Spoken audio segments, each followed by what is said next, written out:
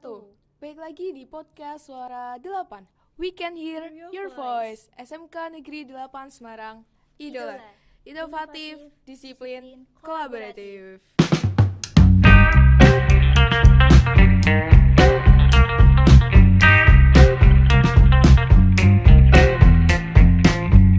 We can hear your voice.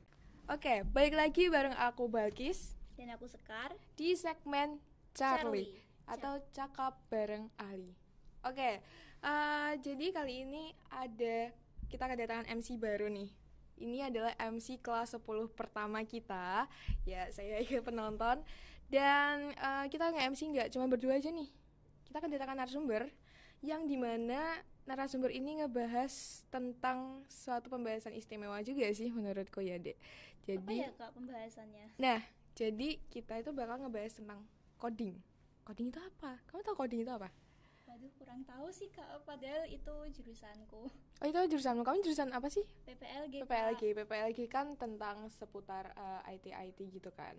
Nah, makanya itu kita mau gimana ya, mendapatkan tips gimana ngoding yang menyenangkan, yang seru. Karena gimana ya, dulu kan Kak Balkis kan pernah belajar lah dikit-dikit ngoding gitu kan. Itu tuh menurut Kak Balkis susah, dan sebagian teman-teman tuh juga menganggapnya itu sulit lah ya. Kakak ini dari jurusan apa? Sebenarnya aku multimedia. Di sana juga diajarin coding ya? Kelas 10 iya. Cuman dulu enggak aku lanjutin karena aku pengen fokus di bidang multimedia itu kan. Jadi enggak aku lanjutin ngodingnya. Oke, daripada lama-lama nih ya, kita kedatangan tamunya ini tuh dari Amik JTC. Nah, Amik JTC Semarang. Nah, kita akan berbincang-bincang sama Bapak yang ada di sebelah kita. Bisa perkenalan terlebih dahulu Pak kepada para penonton. Selamat pagi, saya Bapak Heru Hidayat dari Amik JTC Semarang. Kebetulan hari ini mau mengisi mengenai tentang dunia coding ya. Iya, betul ya, Pak. Oke. Ya. Sebelumnya apa kabar Pak Heru? Alhamdulillah baik ya, sehat. Tadi dari rumah atau dari mana? Saya dari kampus ya. Dari kampus langsung ke sini. Kampus Amik JTC, Amik JTC ya. Itu tuh kampus yang seperti apa Pak? Maksudnya yang isinya di dalamnya itu ada apa aja atau yang bagaimana? Oke. Jadi Amik JTC itu kampus yang basicnya atau berbasis teknologi informatika yang fokusnya ke manajemen informatika. Selain itu juga ada komputerisasi akuntansi ya, yang masih dalam lingkup informatika juga sih sebenarnya. Iya. Gitu. Dan itu lokasinya di mana ya Pak? Untuk lokasinya di Jalan Kelut ya, di Jalan Kelut nomor 19 Sampangan, Semarang. Oh, Sampangan. Iya. Kira-kira jauh gak ya dari sini Pak? Kalau dari SMK 8 mungkin 15 menitan lah. Kalau nggak macet ya. Iya. Kadang kan macet ya Pak ya. Iya benar. Nah, itu Amik JTC itu tuh jujur bagi saya itu asing ya Pak. Apalagi ya saya masih SMK jadi nggak tahu dunia perkuliahan. Itu Amik JTC itu ada singkatannya, dari kepanjangan dari apa? Kepanjangannya ya, Akademi Manajemen Informatika Jakarta Teknologi Cipta. Oke. Semarang. Aslinya dari Jakarta ya Pak? Iya benar, aslinya dari Jakarta, terus berhome base-nya di Semarang. Apanya Pak yang di Semarang? Home base-nya pindah. Pindahnya ke Semarang ya. Berarti ini bukan cabangnya tapi pindah. Ya, bukan cabang ya. Bukan cabang. Cuma pindah tempat aja sebenarnya. Oke. Nah, Bapak di Amik JTC itu sebagai apa Pak? Bekerja di bidang apa? Sebagai apa? Kebetulan saya mengampu ya pengajar ya, dosen juga di situ, dosen manajemen informatika. Selain itu juga sebagai wakil kaprodi juga di situ ya. Oke. Bapak udah berapa lama nih Pak mengampu di sana? Mengampu di Amik JTC bekerja ya, di sana ya. Kurang lebih baru 7 tahun lah. 7 tahun ya. Berarti sejak 2000 berapa? Iya, baru 7 tahun. Ya, setelah 7 tahun. Nah, Motivasinya Bapak apa bekerja di bidang itu tuh apa ya Pak kalau boleh tahu? Motivasi bekerja di dunia pendidikan ya. Ya. Pada dasarnya saya punya niatan hanya untuk mengajarin orang, mengajarin masyarakat gitu loh. Memberi ilmu. Ya, memberi ilmu aja sih sebenarnya. Nggak sampai pengen jadi dosen atau jadi guru. Yang penting kan mengajarkan, nggak harus jadi guru dosen Iya, kan. betul, Nah, betul. jadi pengen mengajar orang itu biar bisa memberi ilmu. Nggak taunya emang jalannya ke dosen kali ya. Alhamdulillahnya rezekinya di Rezekinya ke situ. situ. Heeh. Ya, jadi Bahkan sesama teman kan juga bisa memberi ilmu, Ya, juga memberi. bisa sebagai guru gitu kan Pak. ya benar. Heeh. Lah itu emang itu kan Bapak kan di bidang programming kayak gitu, komputer IT gitu. Ya. Itu emang basicnya di situ atau gimana Pak? Di Basicnya sana? saya. Kan karena udah 7 tahun itu kan cukup lama kan Ya, Pak? benar. Iya.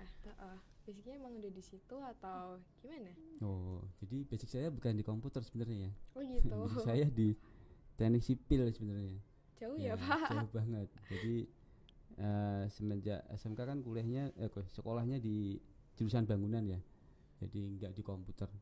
Jadi agak pindah jalur ya istilahnya ya. Jadi Iya. fokusnya ke pindah ke komputer aja Keluar deh. zonanya. Gitu. Itu gimana kok bisa keluar zona gitu Pak? Mm-mm. Kenapa kok malah Iya, milih Memilih Milih komputer IT ya. IT ya. itu kan hitungannya jauh Pak, teknik sipil Mm-mm. ke kenapa Jauh nggak banget ya. lanjutin tekniknya aja gitu? Yang jelas yang pertama karena saya punya motivator ya, motivasi seseorang ya. Ya beliaunya seorang programmer, jadi saya pengen ikut jejaknya beliau.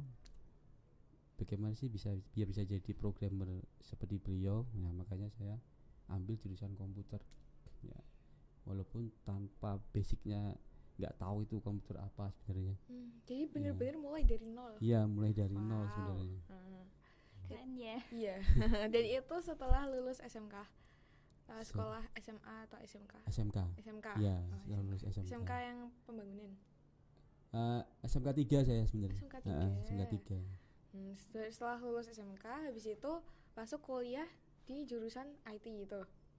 Sempat ngikutin Undip ya, kuliah di Undip sebenarnya. Oh. Jadi satu kelas tuh teman-teman masuk di Undip cuma 1 semester aja. Karena Apa gitu Pak? ya karena sesuatu hal ya. Jadi Ada. ya, jadi diharuskan saya harus keluar dari kampus Undip. Ya udah, saya nggak bisa ngelanjutin. Terus saya akhirnya kerja di Jakarta waktu itu, keluar kota 1 tahun. Setelah 1 tahun baru saya pulang ke Semarang kuliah di komputer.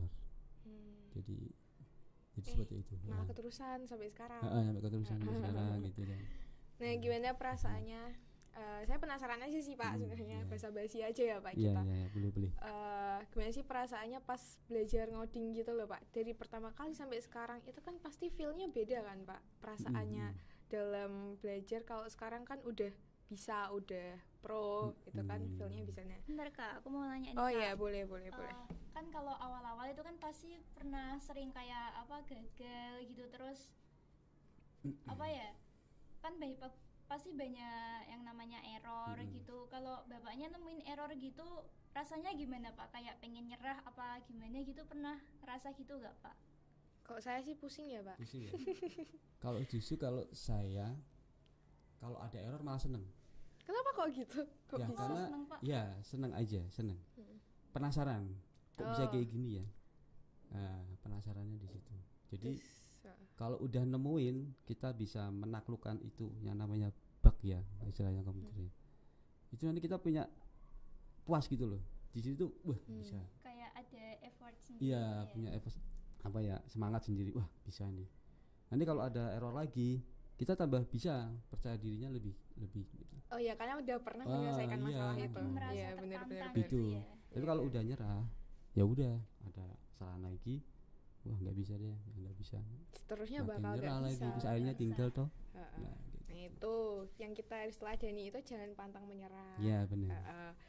Terus ya itu tadi saya pengen nanya, awal-awal belajar coding itu gimana Pak rasanya? Awal belajar coding Penasaran kan? Penasaran ya? Heeh. jadi awal belajar coding itu saya dulu nggak punya komputer sama laptop. Jadi saya waktu itu ke rental, tahu rental ya? Warnet. Bukan. Zaman ya? dulu ada rental pengetikan gitu. Oh. Nggak ada warnet waktu itu kan, belum ada warnet seserame ini. Warkop gitu ya Pak? Bukan. Rental pengetikan gitu kan. Ya. Jadi tiap habis kuliah belajar di situ. Awalnya baca dulu, baca referensi dulu. Ya karena saya tidak punya laptop sama komputer, jadi saya harus bagaimana cara saya biar sama dengan teman saya yang punya komputer sama laptop. Saya baca, saya ambil teorinya dulu. Setelah teorinya dapat, baru saya di rental praktekkan. Ya, betul. Pelan-pelan. Karena teori tanpa praktek juga percuma. Ya gitu. Dan saya tadi mau tanya apa lupa. Terus itu kan belajarnya lewat teori dulu dari buku itu. Jadi kan kita harus banyak membaca kan Pak. Benar. Jadi banyak walaupun referensi. kita nggak punya laptop, nggak ada medianya, itu pun jangan mematahkan semangatnya kita. Karena kita bisa belajar dari cara apapun gitu kan Pak. Benar gitu. Oke, kita mau ngomongin tentang coding nih Pak lagi. Siap. Coding itu tuh sebagian orang pasti ada yang nggak tahu. Apalagi di SMK Negeri 8 itu kan jurusannya nggak cuma IT doang, ada jurusan yang PS, ada yang ada yang LK juga. LK itu layanan kesehatan Pak. Kalau PS itu pekerja sosial. Mereka kan pasti nggak tahu tentang coding, asing tentang masih coding. Awam gitu ya Kak. Ya awam juga. Nah, jadi bisa dong Pak dijelaskan apa sih itu coding? Coding itu apa gitu? Sebenarnya untuk pengertian coding itu banyak banget ya. Jadi istilah-istilah itu banyak orang bilang coding itu adalah cara menulis kode atau beberapa kode atau sekelompok kode, ya kan, dengan sintak ya. Sintak dengan bahasa pemrograman tertentu. Nah, juga ada yang mengatakan belajar membuat sesuatu sekelompok kode, baris kode supaya bisa menjalankan di sistemnya itu bisa berjalan dengan baik. Nah, itu sebenarnya istilahnya banyak banget. Jadi kalau kita ngambil satu definisi dari luar mungkin itu ya enggak sih. Jadi mesti ada beberapa istilah juga. Jadi intinya ya kita belajar menulis, ya kan, belajar menulis kode atau sekelompok kode dengan sintak bahasa pemrograman tertentu sih. Nah, tergantung kita pemrogramannya apa, mau web atau mau visual kan.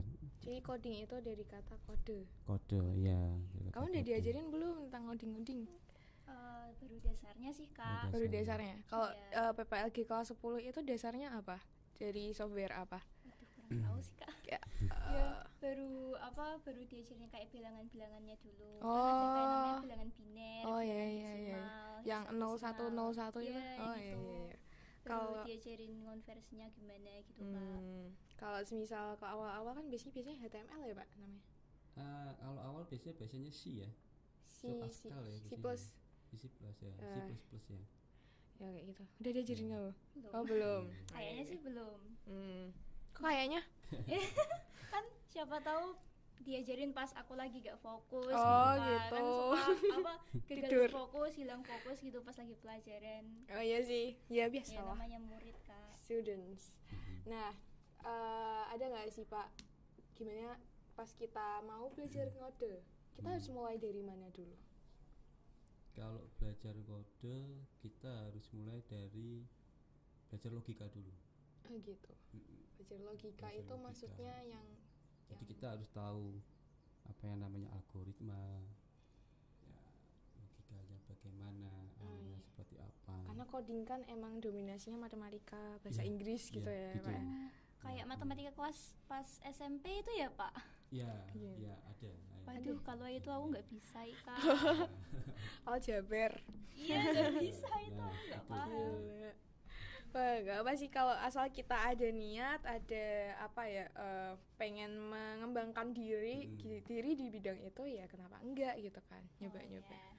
Kamu mau ngembangin itu enggak, apa ada bidang lain?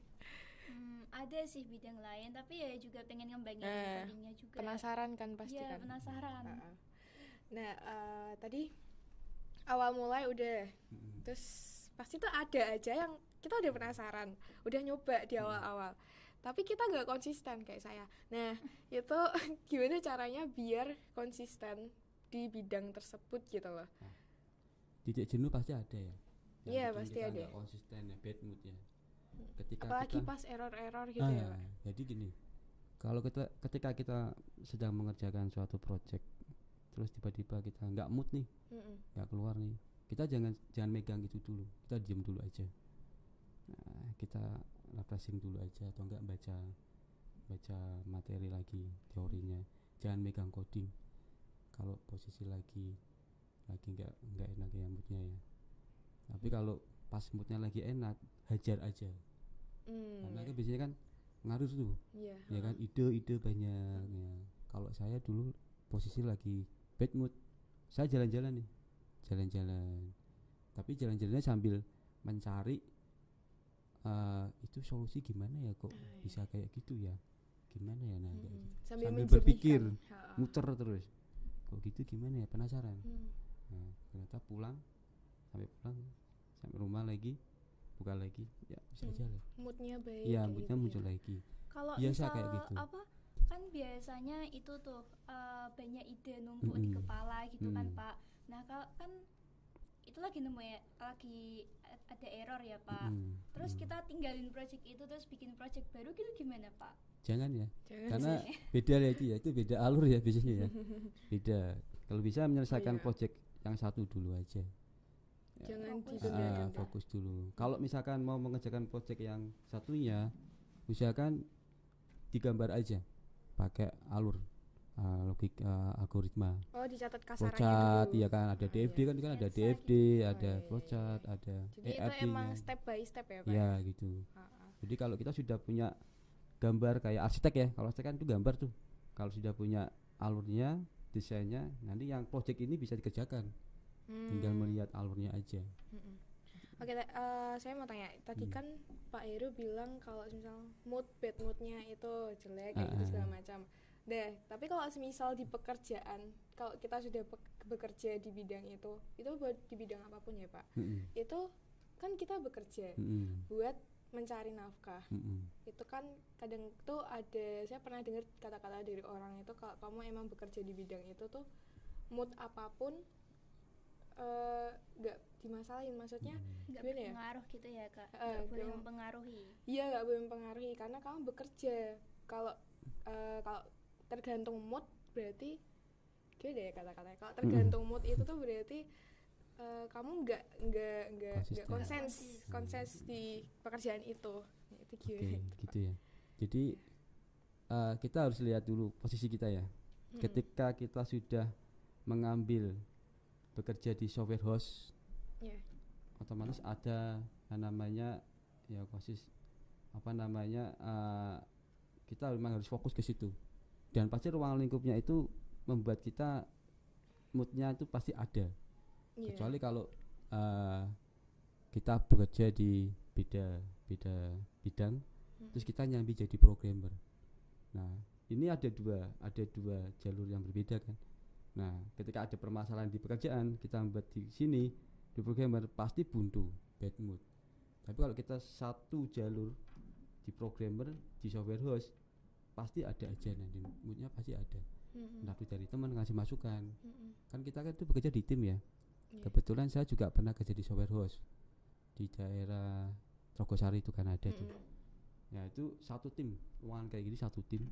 Itu kita bad mood ada aja ngasih ide, karena kita satu tim bantuin. Gini gitu. Jadi tetap harus support satu sama lain. Yes. Jadi harus support. Kalau enggak, ini project soalnya. Kita membuat satu masalah, satu prosedur satu. Jadi nanti kita kombinasikan, kita gabungkan jadi satu project.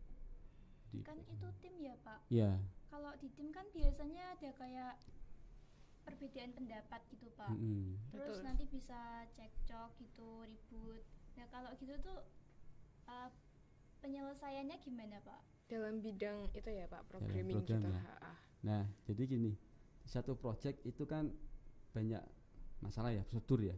Prosedur. Nah setiap prosedur yang buat satu programmer. Semua idenya dilimpahkan sama satu programmer. Apapun itu idenya. Jadi masukan yang diberikan sama teman yang satu ya bisa diterima bisa enggak. Nah, kita tinggal kita aja. Oh, bisa nih. Pakai, kalau enggak ya udah enggak apa-apa. Yang penting satu yang kita kerjakan itu sudah porsinya kita gitu. Jadi gitu. emang bagi-bagi tugas ya, ya Pak? Gitu. Jadi enggak boleh ibaratnya ganggu misalkan ini aku gini kamu gini enggak bisa. Ya, jadi kalau di software house gitu.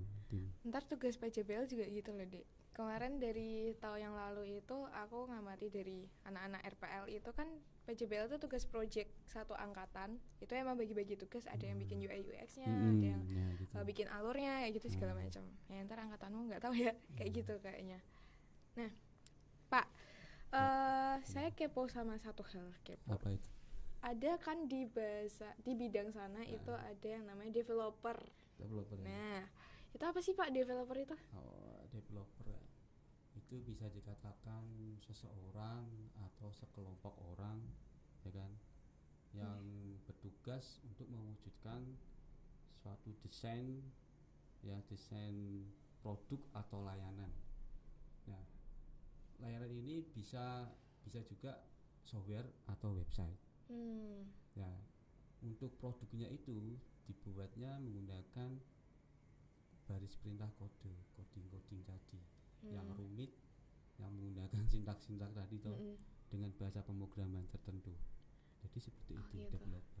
Ada nggak sih Pak developer yang kerjanya itu individual ya? Ya sendirian gitu kan kadang-kadang. Ada. Ya. Nah, tadi saya katakan seseorang atau beberapa kelompok kan. Iya. Nah, ada. Itu apa nggak berat? Biasanya ya sedikit meminta deadline yang lebih panjang. Gitu. Karena ada deadline-nya itu kalau membuat project ya. Karena kerja sendiri kan. Ya, sebulan atau 2 bulan mungkin. Ya. Kalau bapaknya sendiri kira-kira kalau bikin project itu berapa lama, Pak? Untuk lama enggaknya tergantung dari kesulitan projectnya. Ya, benar. Tingkat kesulitannya bagaimana, nanti seperti apa, mau dikembangin apa enggak. Nah, kalau projectnya ini mau bisa dikembangin dan dibuat usaha terus gitu kan. Nah, ini kemungkinan bisa 1 bulan, 2 bulan. Pernah berapa lama? Paling lama berapa lama, Pak? Saya 1 bulan. 1 bulan. 1 paling bulan. lama, Pak. 1 bulan sampai lama. Serius, Pak? Ya. Paling sebentar seri. Paling sebentar itu paling proyek-proyek kecil ya. Proyek kecil ya. Kayak mungkin anak-anak mahasiswa atau gimana gitu kan. Nah, paling 2 minggu, 1 minggu gitu. Paling kecil. Keren. Itu menurut saya emang jujur tentang programming itu emang menarik bagi saya sih, Pak. Ya. Menarik. Harus ya. Harus. Apalagi kayak ngelihat jadi saya kan punya kenalan teman RPL nih. RPL itu kan rekayasa perangkat lunak ya. Kayak gitu ngoding tuh saya ngelihat mereka ngoding tuh kok kayak keren banget, maksudnya serumit itu tuh mereka bisa gitu loh. Bisa itu mikirnya gimana kayak gitu. Jadi keren sih. Terus ada lagi kan Pak istilah, pernah dengar tuh saya tentang code newbie. Kode newbie kayak gitu. Kode newbie ya. Iya, itu gimana itu Pak? Itu gimana? Kode newbie. Newbie aja kata newbie bisa pemula ya. Pemula kan. Jadi kayak programmer pemula nih istilahnya ya. Istilahnya kayak ini adik sekarang itu kan masih belajar basicnya gitu. Yang belajar dan menulis baris-baris kode yang rumit dengan sintak dari pemrograman yang sudah ada. Pemrograman sudah ada tuh tinggal pilih yang mana. Seperti itu. Tapi kalau itu sebutan ya Pak, code newbie itu. Jadi biasanya kalau yang baru belajar newbie itu baru ya, karena pemula. ya newbie. Kalau misal belajar programming itu apakah butuh bakat ngeprogram? Kalau bakat sih kalau menurut saya tuh mungkin bukan bakat ya, tapi kelebihan intelektual logikanya kali ya. Oh, IQ-nya agak lebih ya, karena kalau yang biasa ya kayak saya ini termasuk biasa nih. Enggak apa. Belajar effortnya itu lebih dari nol kan. Kenceng gitu, lebih gitu. banyak. Nah, lebih tapi harus benar-benar di apa ya, di pressing gitu. Belajar logika ini harusnya gimana. Kalau yang sudah punya mungkin logikanya lebih matematikanya ya itu langsung udah gampang gitu. Karena ya pengaruh juga sih, bakat itu juga ada juga ya. Karena berita-berita yang kemarin anak SMP sudah bisa buat coding kan. Iya ada. Bahkan ada, saya pernah lihat tuh lesnya gitu loh, les coding khusus anak SD, SMP, iya betul. Dan kebetulan nih saya juga merivatin anak SMA, anak SMP juga pada privat web. Saya juga heran, saya tanyain, kamu belajar coding buat apa? Nah gitu, buat jadi programmer. Jawabannya kayak gitu. Loh, iya, anaknya sekolah di Istriati kebetulan. Saya sebutinnya di bapaknya kalau di rumah buka itu kayak kursus iya privat gitu ya, privat program ya. Gitu. Pasti kan ngajar ya Pak, ngajar. Ada nggak Pak tips buat belajar ngoding biar kerasa seru gitu ya Kak? Iya, kerasa seru, nggak yang apa ya, kayak membebani pikiran anak-anak yang belajar kayak gitu. Ada nggak Pak? Buat kita sendiri ya. Nah, jadi kalau tipsnya itu yang penting seneng dulu ya. Kalau kita nggak seneng mau belajar model apapun, coding sekecil apapun, pasti udah malas ngetik gitu. Harus punya apa, motivasi atau persepsi sendiri gitu ya bener. Pak. Niat lah. Iya. Tapi kadang kalau sudah ngelihat skrip yang banyak itu udah nyerah. Males ya. Nah, padahal itu sebenarnya dari program kecil menjadi seperti itu, menjadi besar, menjadi banyak. Atau Pak Hero ada cara belajar sendiri mungkin yang bisa ngebikin Pak Hero semangat belajar gitu? Oh, kalau saya ya. Kalau Pak Hero sendiri. Kalau dari saya belajar sebelum praktek baca dulu, ya kan, baca. Nanti kita ulangi yang kita baca ke laptop. Dipraktekkan. Iya, dipraktekkan, kita praktek. Kalau misalkan posisinya lagi kuliah atau sekolah, kita pulang sekolah, yang materi tadi kita praktekkan hari ini waktu pulang, ya kan. Kalau sempat kita praktekkan yang buat besok. Ada materinya sudah ada kan itu. Iya. Nah, kita praktekkan buat besok. Jangan Nyoba cuma dulu. dibaca doang gitu ya Pak. Jangan nunggu pengajar atau guru yang mengajarkan terlebih dahulu. Kalau bisa kita belajar sendiri dulu. Itu sesuai sama kurikulum baru sekarang ya Nah, Kak? Iya, kita belajar kurikulum dulu. Merdeka belajar. Iya, jadi belajar mandiri gitu. Praktek sendiri. Bener. Tanpa harus nunggu pengajarnya, gurunya. Kita belajar dulu. Jadi begitu guru sudah menerangkan, kita udah lebih 2 kali gores. Betul. Di kepala udah oh iya sebenarnya gini gitu. Jadi udah harus langkah di depan gitu ya Pak? Bener. Iya dong, harus. Oke, pertanyaan terakhir ya Pak. Ya. Ada pesan apa Pak buat anak SMK 8? Nggak harus buat anak RPLD, untuk secara umum lah. Pesan ya. Udah belajar komputer ya, coding ya, atau Iya, gimana? tentang itu nggak Pak? Tentang itu ya. Jadi untuk anak-anak atau adik-adik yang di SMK atau di SMA ya, kalau kita mau belajar sesuatu, usahakan kita senangin dulu ya. Kita senangin dulu, terus kita pelajari teorinya dulu. Misalnya kalau praktek ya, teorinya dulu dipelajarin, nah baru kita praktekkan. Yang pertama, yang kedua semangat ya. Ya kalau komputer memang modelnya tingkat kesulitannya lebih banyak ya sebenarnya. Tapi kita harus semangat, jangan nyerah lah pokoknya. Iya betul banget. Ya. Oke, mungkin segitu aja dulu kita ngobrol-ngobrolnya sama Pak Hero. Terima kasih Pak Hero sudah menyempatkan waktu untuk di podcast Suara 8. Oh ya, kita kesimpulannya dulu ya Sekar. Jadi kesimpulan yang tadi bisa kita ambil yang pertama, jangan menyerah ya. Nggak boleh menyerah. Kalau kok nggak boleh pantang menyerah? Nggak boleh menyerah. Ingat meme Kak. Apa? Kan ada meme gitu, tetap menyerah jangan semangat. Oh iya. Anak meme guys ternyata. Nah, ya jangan menyerah. Terus yang kedua itu sekalipun kita nggak punya alat-alat, istilahnya modal awal, kan ada tuh beberapa Kayak bidang. komputer Ya. sama laptop gitu ya Kak. Kayak gitu salah satu contohnya itu walaupun nggak punya kita jangan menyerah gitu aja ya kan Pak Hero. Ya. Kita jangan nyerah gitu aja kan. Harus cari alternatif lain Mm-mm. gitu ya. Gimana caranya kita harus melanjutkan itu, maksudnya jangan sampai menyerah gitulah, kan ada cara lain, misal pinjam temen kah atau ke rental yang tadi Pak Heru bilang, karena ada banyak cara. Selagi kita punya niat ya dan mau berusaha itu pasti bisa ya Pak ya. Nah yaudah Pak, terima kasih sekali lagi, kami sangat mengucapkan terima kasih karena kita tahu Pak Heru ada kesibukan lain. Nah teman-teman, kita langsung aja ke penutupan ya. Oke Pak, jadi kita ada salam idola SMK Negeri 8 yang ada di opening tadi. Oh iya. Jadi itu gini, SMK Negeri 8 Semarang idola ya gini, inovatif, Kayak angka 8 gini Pak. inovatif, disiplin, kolaboratif. Inovatif, disiplin, kolaboratif. Oke siap ya. Teman-teman tetap jaga kesehatan, patuhi protokol kesehatan, dan sukses selalu. Juga sukses selalu buat Pak Hero ya. Sehat selalu Pak. Iya. Oke.